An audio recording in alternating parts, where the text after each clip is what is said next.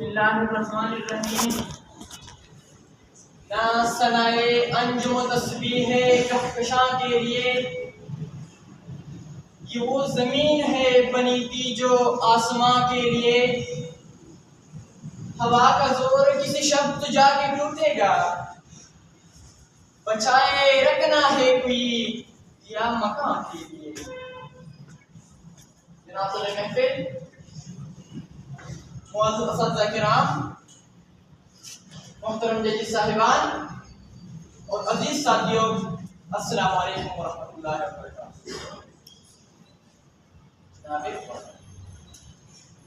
کیا آپ کو معلوم ہے سوئے کی جلد سے کتنے فرشتے گزر سکتے ہیں؟ کیا آپ کو معلوم ہے بانسری کے سراغوں سے کتنی دنیا نکل سکتی ہے؟ کیا آپ کو معلوم ہے 21ویں صدی میں بھی علی سے انار آتا ہے، بے سے بندر آتا ہے؟ اور کیا آپ کو یہ بھی معلوم ہے کہ برگد کی چھاؤں میں کھلے آسمان پر گاؤں کے کتنے بچے پڑھ رہے ہیں؟ یہی وہ سوالات ہیں جو ہمیں سوچنے پر مجبور کرتے ہیں کہ علم کے طریقے وہی کیوں رہے جب زمانہ بدل چکا ہے۔ آئینے نو سے ڈرنا، طرزِ کفن پہ اڑنا۔ آئینے نو سے ڈرنا، طرزِ کفن پہ اڑنا، منزلی حقیقت ہے وہ موت۔ جی ہاں لوگا، تعلیمی عمل میں جدیدیت وقت کی اشد ضرورت ہے۔ جناب والا، 1400 سال پہلے آسمانوں کی نورانی فضاؤں سے ایک قلم نے اتر کر ہرا کی سنگلاخ دھرتی پر لکھا اقرا، اور اس اقرا نے قلم کی تقدیس امر کر دی۔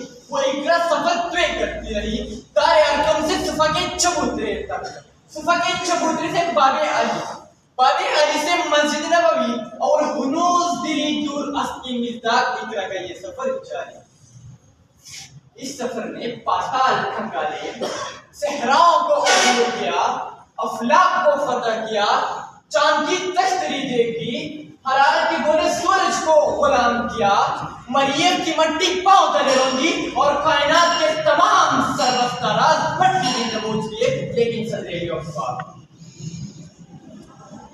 اخبار اس سفر میں قافلے رہنما بدلے، گام گام منزلیں بدلے، پڑاؤ کے ہوئے سکرات کے زہر کے پیالے سے عرش میں دس کے آخری دائرے تک، سینا کی بصارت سے نشاپور کے خیام تک، ایڈیسن کے بلب سے مارکونی کے ریڈیو تک، ترزنہ اور جدیدیت ہر ہر پڑاؤ پر، ترزنہ اور جدیدیت ہر ہر گام پر، ترزنہ اور جدیدیت ہر ہر راستے پر، ترزنہ اور جدیدیت ہر ہر منزل پر، اور نوبت یہاں تک۔ عروج آدم خاکی سے انجم سہمے جاتے ہیں، عروج آدم خاکی سے انجم سہمے جاتے ہیں، یہ ان کا مولا کامل